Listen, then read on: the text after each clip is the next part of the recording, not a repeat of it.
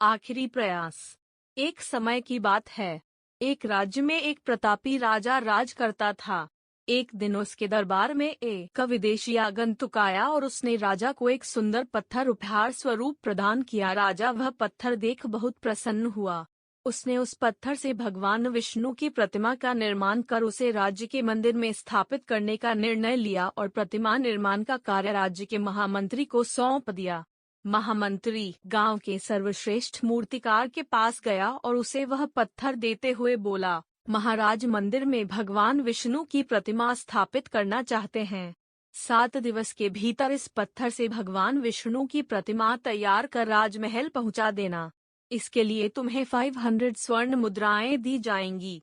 500 स्वर्ण मुद्राओं की बात सुनकर मूर्तिकार खुश हो गया और महामंत्री के जाने के उपरांत प्रतिमा का निर्माण कार्य प्रारंभ करने के उद्देश्य से अपने औजार निकाल लिए। अपने औजारों में से उसने एक हथौड़ा लिया और पत्थर तोड़ने के लिए उस पर हथौड़े से वार करने लगा, किंतु पत्थर जस का तस रहा। मूर्तिकार ने हथौड़े के कई वार पत्थर पर किए, किंतु पत्थर नहीं टूटा। 50 बार प्रयास करने के उपरांत मूर्तिकार ने अंतिम बार प्रयास करने के उद्देश्य से हथौड़ा उठाया, किंतु यह सोचकर हथौड़े पर प्रहार करने के पूर्व ही उसने हाथ खींच लिया कि जब 50 बार वार करने से पत्थर नहीं टूटा तो अब क्या टूटेगा।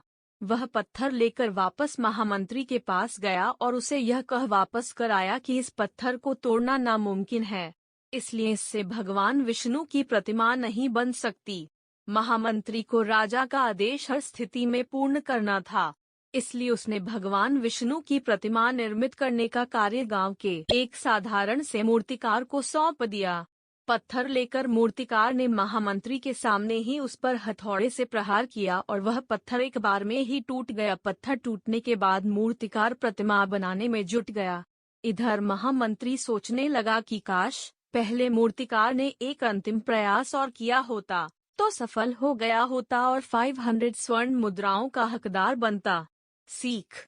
मित्रों, हम भी अपने जीवन में ऐसी परिस्थितियों से दो चार होते रहते हैं। कई बार किसी कार्य को करने के पूर्व या किसी समस्या के सामने आने पर उसका निराकरण करने के पूर्व ही हमारा आत्मविश्वास डगमगा जाता है और हम प्रयास किए बिना ही हार मान लेते हैं।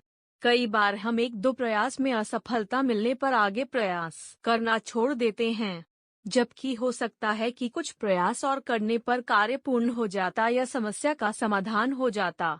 यदि जीवन में सफलता प्राप्त करनी है तो बार बार असफल होने पर भी तब तक प्रयास करना नहीं छोड़ना चाहिए जब तक सफलता नहीं मिल जाती। क्या पता जिस प्रयास को करने के पूर्व हम हाथ खींच ले वही हमारा अंतिम प्रयास हो और उसमें हमें कामयाबी प्राप्त हो जाए।